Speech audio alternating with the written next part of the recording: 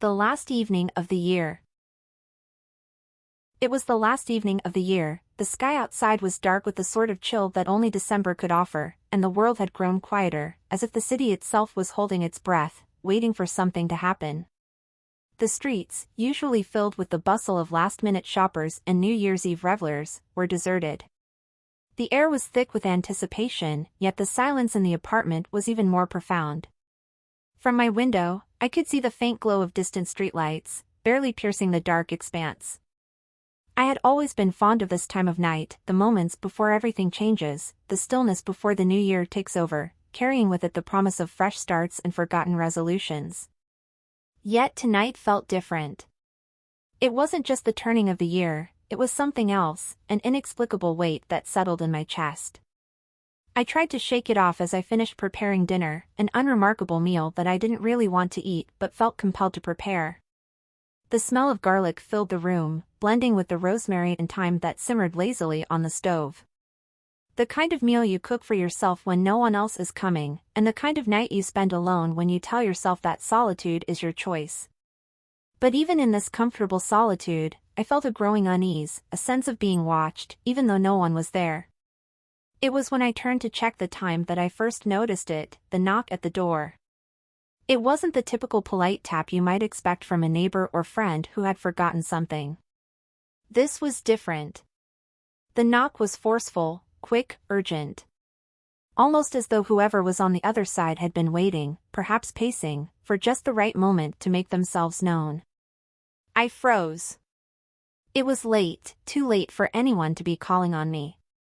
I wasn't expecting anyone. I stood still for a moment, questioning whether I should answer. Part of me wanted to ignore it, to pretend I hadn't heard. But the other part, the part that was far too curious for my own good, found myself walking toward the door. I opened it slowly, the sound of the hinges creaking in the otherwise still air. And there, standing on the threshold, was a man. His figure was tall and shadowed, his features obscured by the dim light. He wore a long, woolen coat, the edges fraying slightly, his hair unkempt, almost as if he hadn't seen a comb in days. But it was his eyes, dark, tired eyes, that caught my attention. They were the kind of eyes that looked like they had seen too much. Too much for one lifetime, too much for one man to carry. He didn't speak right away, and neither did I. The air between us felt thick, like a fog that had no intention of lifting. He simply stood there, his eyes studying me intently, as though trying to read something about me I hadn't yet figured out myself. "Can I help you?" I asked, my voice sounding far less confident than I wanted it to. The man didn't immediately answer. He just watched me for what seemed like an eternity. Then, slowly, he lifted his gaze to the street behind me, his eyes flicking across the empty road before coming back to meet mine. His lips curved into something between a smile and a smirk, but there was no warmth in it. "You're waiting for something, aren't you?" he asked. The question hung in the air, catching me off guard. I wasn't sure what he meant. Of course, I was waiting for the new year, but was that what he meant? I hesitated. "I don't think I understand." He let out a small sigh, and then, as if deciding something in his mind, he stepped into the apartment without another word. I was too stunned to do anything but step aside and allow him to pass. He didn't bother to look around. His eyes were still fixed on me as he moved deeper into the living room. The room, which moments ago had seemed like the epitome of calm, suddenly felt tight and confining. His presence filled the space in a way I couldn't explain, and I could feel the tension building, coiling tighter with each passing second.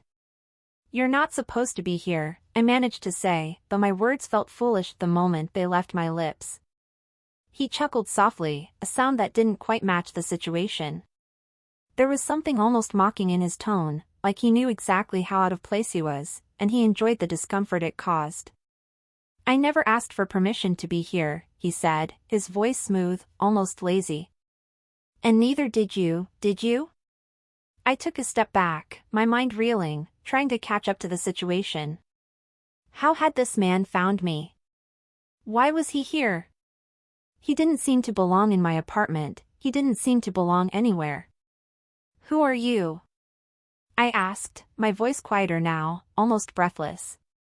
The man smiled again, but this time there was something far darker in his eyes. You already know who I am, he said, each word hanging in the air like a riddle I wasn't quite ready to solve. I'm the thing you've been waiting for. I shook my head, my pulse quickening. I don't know what you're talking about. You will, he said softly, his gaze never leaving mine. In time, you will. There was something unnerving about his certainty, as though he already knew everything there was to know about me, about this moment, about the way the world worked. And yet, there was no rush. No urgency. He seemed content to let me stumble through it all. I tried to step away, but I couldn't bring myself to leave the room. Something about him was keeping me here, an invisible force anchoring me to the spot. I wasn't sure what he wanted, but I felt it, whatever it was far too important to ignore. He didn't speak again for a long while, and the silence grew heavier with each passing second. The clock on the wall ticked louder, its relentless ticking filling the room as if to remind me of time slipping away. Then, just when I thought I might break under the weight of his gaze, he finally spoke again, his voice a low murmur. Tonight is the night, you know. The last evening of the year. I swallowed hard, my heart racing as I realized what he meant. The year was ending. And something big, was about to happen. But what? I had no idea. The man didn't move. Neither did I. We stood there in the heavy silence, each of us wrapped in our own thoughts, though I had no idea what he was thinking. I couldn't help but feel like I was missing something, a clue, a piece of the puzzle that might explain why he was here and why I had let him in. My heart was racing now, not just from the surreal nature of the situation, but from something deeper, an instinctual sense that this moment, this night, was more significant than anything I had experienced before. The man had walked into my home without invitation, without hesitation, and now he stood there, as if he were waiting for me to catch up to some unknown truth. I felt like a character in some strange story, one where the rules were written just for me, but I couldn't seem to find the next line. He finally broke the silence, his voice low and deliberate. You can't outrun time. You know that, don't you? I swallowed, the words sinking deep. I don't understand what you mean. He shrugged, as if my confusion was of no consequence to him. Does it matter? He asked, his voice almost gentle now. You can spend your life trying to outrun time, but it catches up with everyone. Even you. I felt a shiver crawl down my spine. There was something unnerving about the way he spoke, like he knew things that I wasn't ready to face. Something about his presence made everything feel off. Like the air in the room had suddenly thickened, pressing in on me from all sides. The clock on the wall ticked again, louder now, as though trying to match the rapid beat of my pulse. I glanced at the time. 10 minutes past 11. I hadn't realized how much time had passed since he arrived. Time, it seemed, was slipping through my fingers, and the closer we came to the end of the year, the heavier the weight on my chest became. You haven't asked the right questions yet, the man said, stepping closer, his movements almost imperceptible. But you will.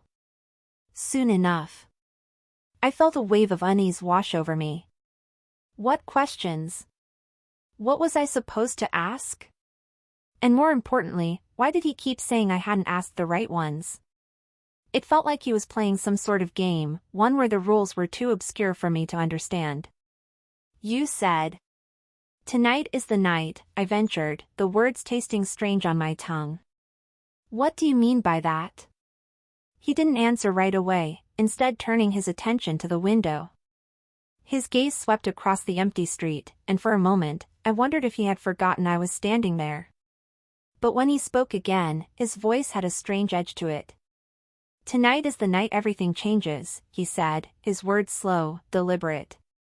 The last evening of the year, when time's grip is at its weakest.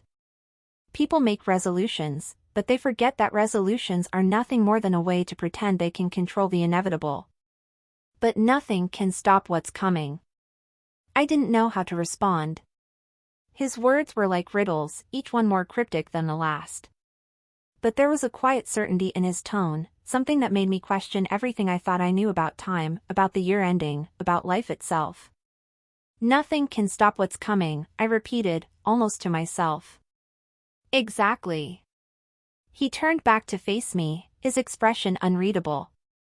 The end of the year isn't just a time on a clock. It's a threshold. A crossing point. And you're standing on the edge. I looked at him, feeling a strange mix of fear and curiosity. The idea of a threshold, a line between two worlds, two realities, made my stomach twist. Was that what tonight was about? Was I standing at the cusp of something? Something big? His next words hit me like a cold gust of wind. You're waiting for something to happen, he said, his eyes piercing mine. But you don't even know what it is, do you? I opened my mouth to reply, but the words caught in my throat. It was true, I didn't know what I was waiting for. The year was ending, and yes, there was always a sense of anticipation, a sense of hope that something would shift, that something would change. But what was I really waiting for? A new beginning? A second chance? Or was it something darker, something I had never allowed myself to admit? The silence grew thick again, and I could feel the weight of the question hanging between us. He was waiting for me to answer, to acknowledge whatever truth he had seen in me. You don't have to say anything, he said softly, his voice almost tender now. You'll figure it out when the time comes. But you should know something, the year isn't just going to end because the clock strikes 12. The year is ending because it has to. And it's taking something with it. Something you're going to have to let go. I opened my mouth, but no words came out. What was he talking about? What was I supposed to let go of? Before I could ask, he turned away again, his back to me as he walked toward the small kitchen table. He ran a hand over the smooth surface, his fingers tracing the edges, as though he were lost in thought. You don't want to know what's coming, do you? He asked, his voice distant now. I wasn't sure what he meant. Part of me wanted to scream at him to explain himself, to give me some kind of answer, but another part, the part that felt like it had been waiting for this moment, wanted to let him speak. I wanted to hear what he had to say, even if it scared me. I think you already know, he murmured, turning back to face me once again. And deep down, you understand that whatever happens next is bigger than both of us. I stared at him, heart pounding. What was he saying? What was he hinting at? The clock ticked again. Another minute gone. Another step closer to midnight. The room seemed to grow colder, the shadows in the corners deepening as if they were alive, stretching, reaching. Something was happening, something beyond my understanding, and the closer we got to the end of the year, the more I realized that I wasn't in control anymore. And in that moment, I knew, whatever was coming, it wasn't just the year changing. It was something far bigger. Something I wasn't prepared for. And yet, it was already here. The last evening of the year. Chapter 3, The Unraveling. The air in the room grew thick, pressing down on me like the weight of 100 unspoken words. The man, this strange, enigmatic figure who had walked into my apartment uninvited, stood silently, his gaze locked on me with an intensity that made my skin crawl. There was no more pretense, no more polite conversation. Everything between us felt raw. Like we were both standing at the edge of something, a precipice that had no clear view of where it led. I tried to focus, tried to gather my thoughts, but they scattered in all directions. My mind kept returning to his words, the year isn't just going to end because the clock strikes 12. It's taking something with it. Something you're going to have to let go.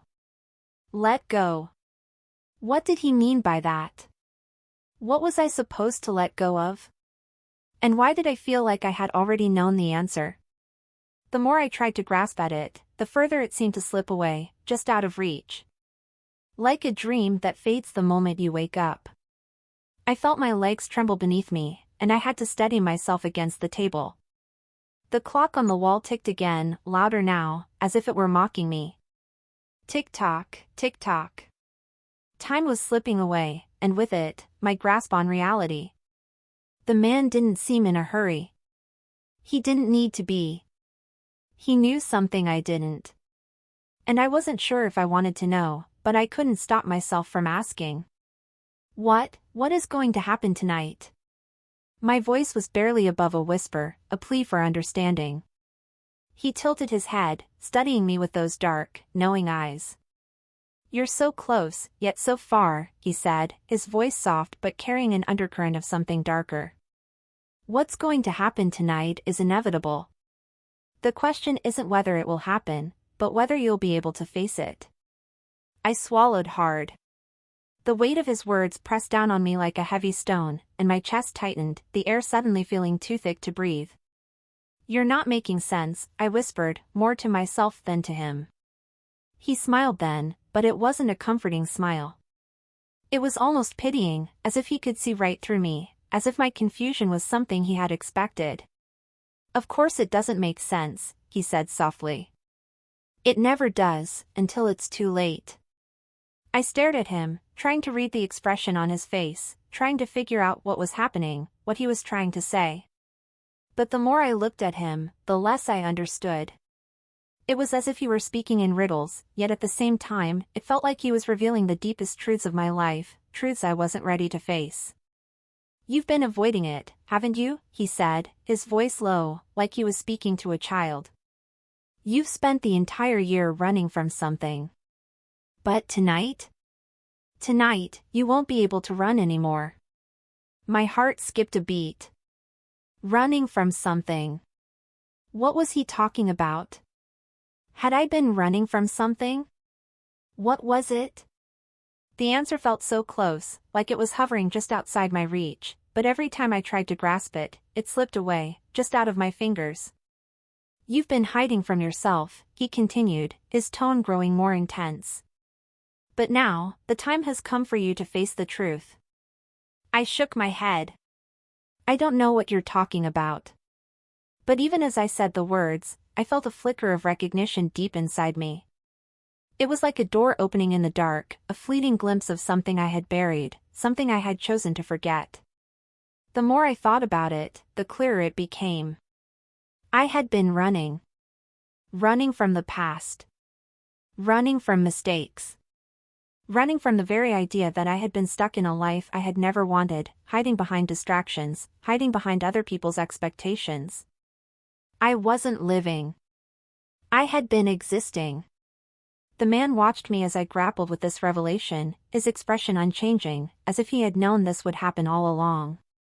You can't outrun what's inside of you, he said softly. Not forever.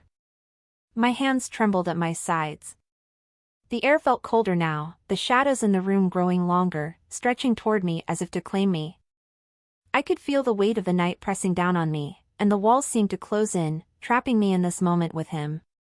What do you want from me? The words came out louder than I had intended, sharp and desperate. He didn't flinch. His eyes remained steady, his voice unbothered. I want you to understand, he said. I want you to face what you've been running from.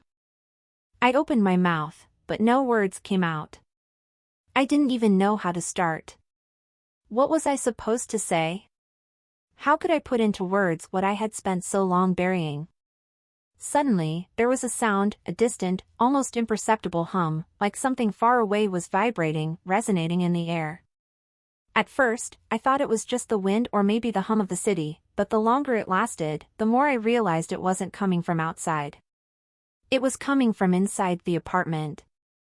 The man turned toward the source of the sound, his expression unreadable. Do you hear that? He asked. I nodded, feeling a cold sweat break out along my spine. The hum grew louder, sharper, as if it were alive, pushing into the space between us. The air grew thick, and I could feel the temperature drop, my breath coming out in visible puffs. The man smiled then, but there was no warmth in it.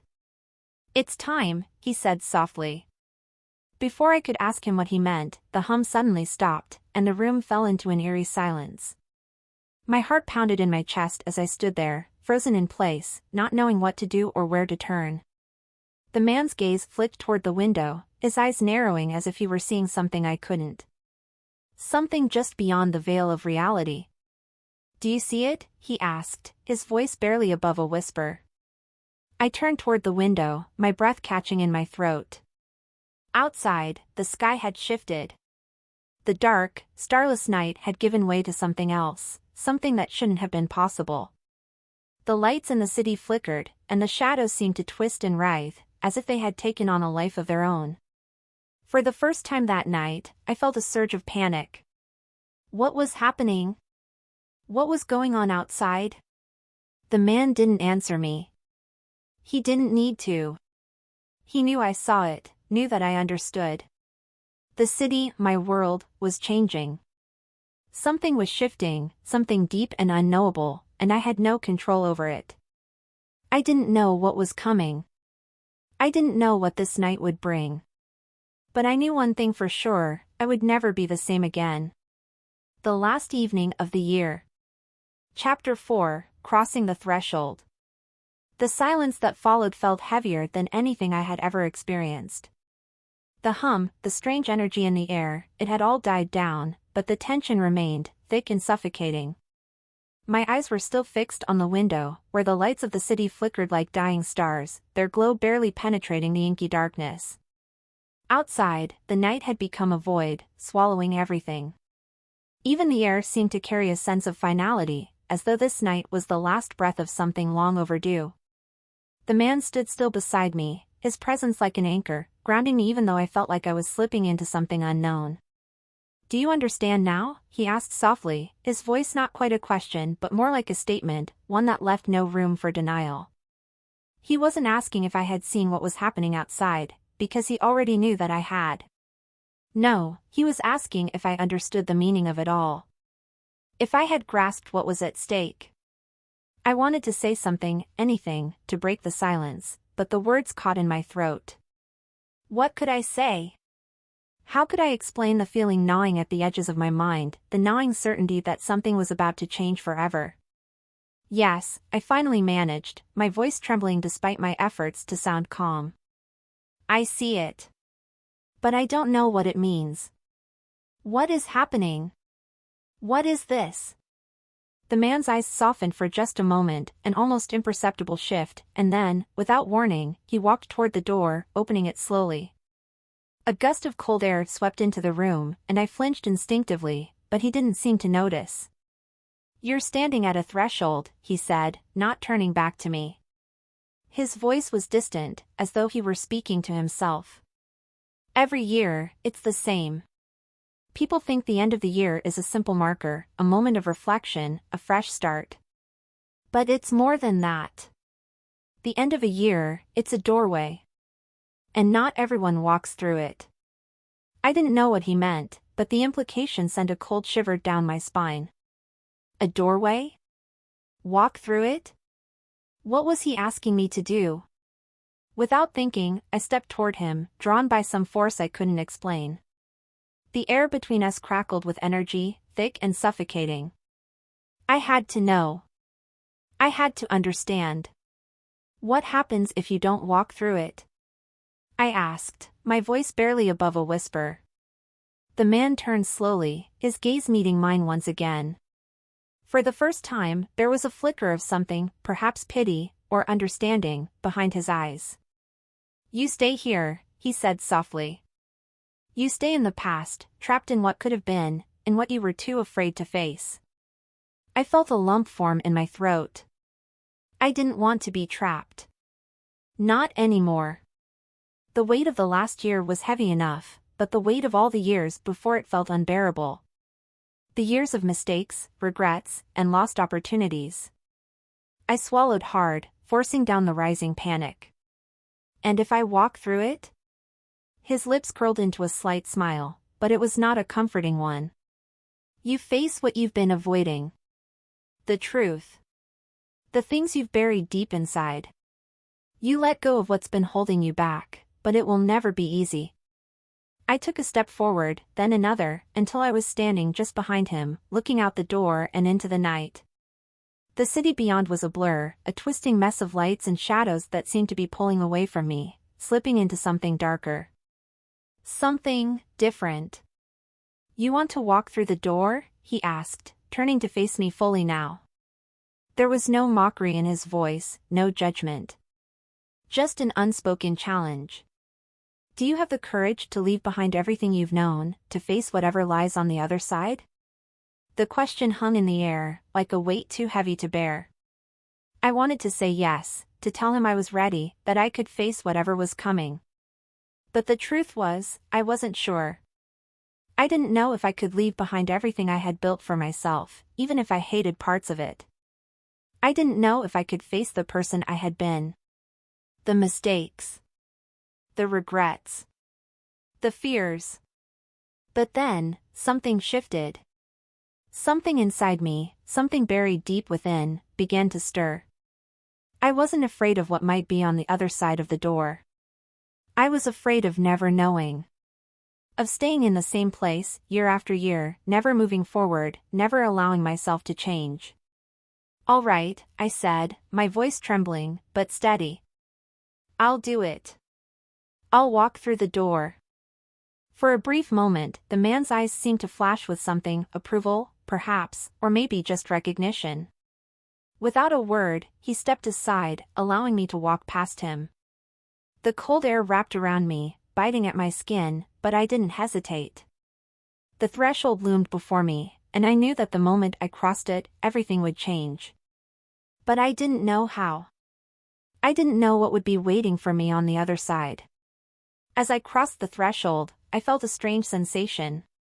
The ground beneath my feet seemed to shift, like I was no longer standing on solid ground but floating, suspended in time.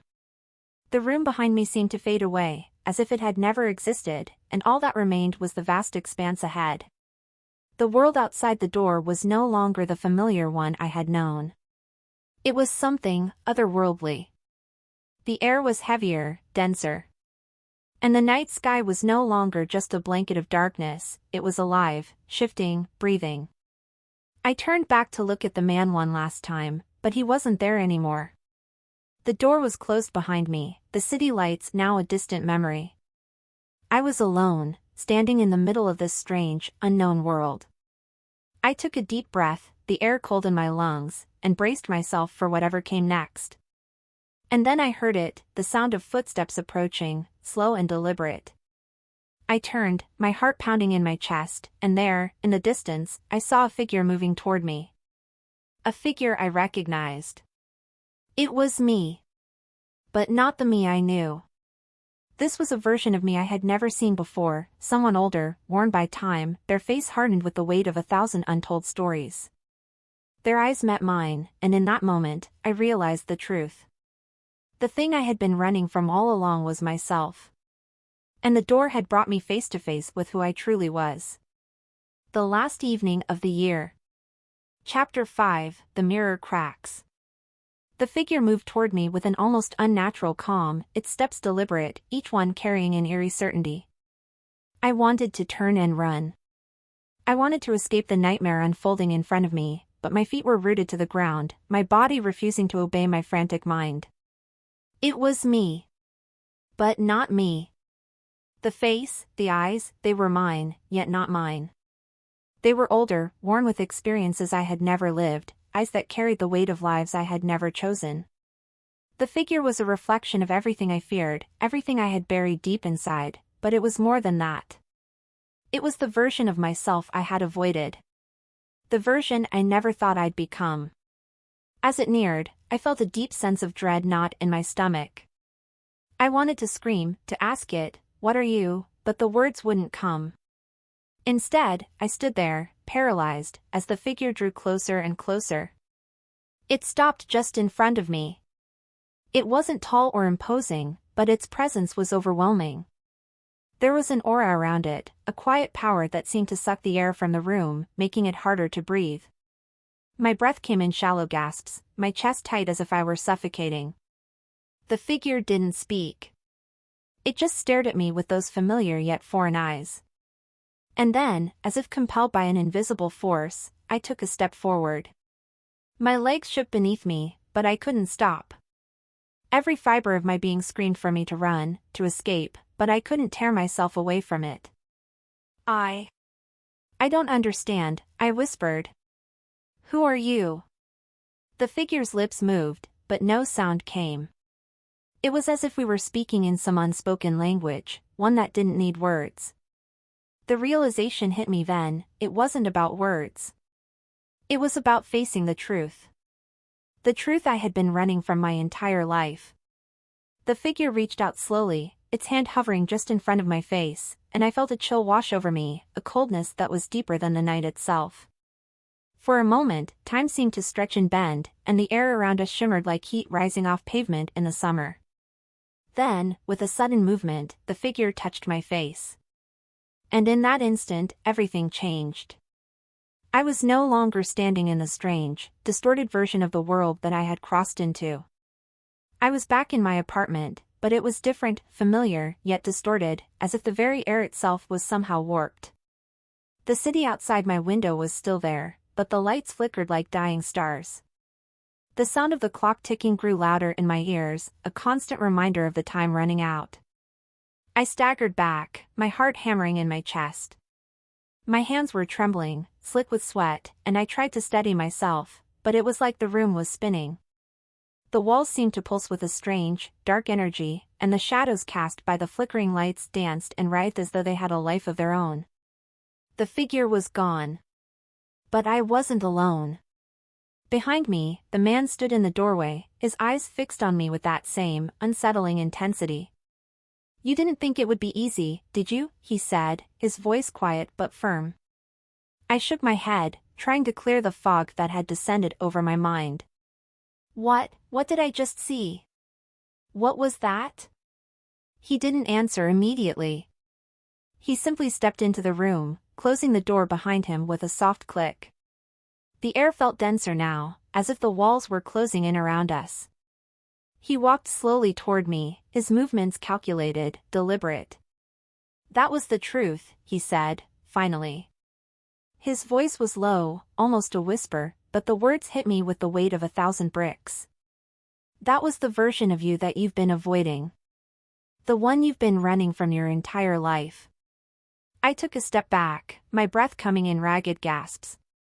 No, that's not me. It can't be. I'm not like that. I'm different. He gave me a look, one of quiet pity, but his eyes held something more, something like understanding. You think you're different. But deep down, you know. You know that you've been hiding from yourself. I clenched my fists, my mind a whirlwind of emotions. The figure, the version of me I had just seen, was a reflection of everything I had been too afraid to face. All the decisions I had avoided. The years I had spent running from my past, my regrets, the parts of myself I had buried so deeply that I didn't even remember they were there. The darkness I had ignored, hoping it would go away if I pretended hard enough that it didn't exist. But now, standing there in the strange, warped version of my apartment, I couldn't deny it any longer. The man was right. I had been hiding from myself. Why now? I asked, my voice barely a whisper. Why is it happening tonight? The man stepped closer, his expression unreadable. Because the end of the year is a threshold, like I told you. A doorway. And this is the night it opens fully. Tonight, everything you've avoided will come to the surface. Everything you've buried will rise, and you'll have to face it. No more running. I felt a wave of panic crash over me. My heart pounded in my chest, and my breath came in ragged gasps. I'm not ready. I'm not ready to face this. I can't. You're not ready, he said softly, almost as if he were speaking to a child. But that doesn't matter. The door is open. You've crossed it. You can't go back. I wanted to argue, to beg him to let me leave, to escape this nightmare. But there was no escaping it. Not anymore. As I stood there, trembling with fear and uncertainty, the clock on the wall ticked louder than before. Tick-tock, tick-tock. And in that moment, I realized something. The clock wasn't just marking the passage of time. It was counting down. Counting down to what? To the end of the year. To the moment when everything I had avoided would finally come crashing down. And there was no turning back. The last evening of the year. Chapter 6, The Final Reckoning. The air in the room grew thick with an oppressive silence, as if time itself had stopped. The ticking of the clock on the wall was now deafening, tick-tock, each sound like a hammer on an anvil, driving the inevitability deeper into my bones. I stood frozen, caught between the past and the future, between the person I had been and the one I was about to become. The man before me, he seemed almost like a guide, but one who led you to the edge and left you to decide whether you would jump or turn back. "Why do you keep saying that?" I asked, my voice shaky, yet defiant. "Why do you keep talking about the end, about the door? What's on the other side? What's waiting for me?" The man didn't answer immediately. He simply stood there, his eyes unreadable, as if waiting for me to understand on my own. His gaze lingered on me for a moment longer, studying me as if he could see right through my thoughts, peeling back the layers of my facade to uncover the raw truth beneath. "I told you before," he said quietly. "You've crossed the threshold. There's no going back. Tonight is not just the end of a year, but the end of the person you were before. When the clock strikes midnight, you will face the truth. Everything you've tried to bury will come up to the surface, whether you like it or not." His words felt like a punch to my stomach. The weight of it all hit me like a wave, crashing over me, pulling me down into the depths of my own fears and regrets. The things I had ignored, the moments I had run from, the truth I had been too terrified to confront, they were all coming for me now. "What do you want from me?" I asked, my voice cracking. I felt the panic rising in my chest, threatening to spill over. "What are you trying to tell me?" The man tilted his head slightly, his gaze never leaving mine. "You already know the answer. The question is, will you face it?" His voice was calm, almost soothing, but there was something underneath it, a sharpness, a finality that sent a chill down my spine. "I can't." I trailed off, unable to finish the sentence. The thought of facing all those buried truths, the dark corners of my past that I had locked away, was more than I could bear. The fear, the shame, the guilt, they felt like a suffocating weight around my chest, a heavy cloak I couldn't remove. "You're afraid," he said, his tone almost gentle now. "And that's okay. Fear is what keeps people from living their lives. But without it, how could you ever know what it means to truly live? How could you know what it means to be free?" His words were like a challenge, pushing me into a corner where there was no escape. I wanted to argue, to deny it all, but deep down, I knew he was right. I had been living my life in a state of half-dreaming, half-waking, never truly facing the person I was or the choices I had made. I had kept myself locked away in a comfortable prison of my own making.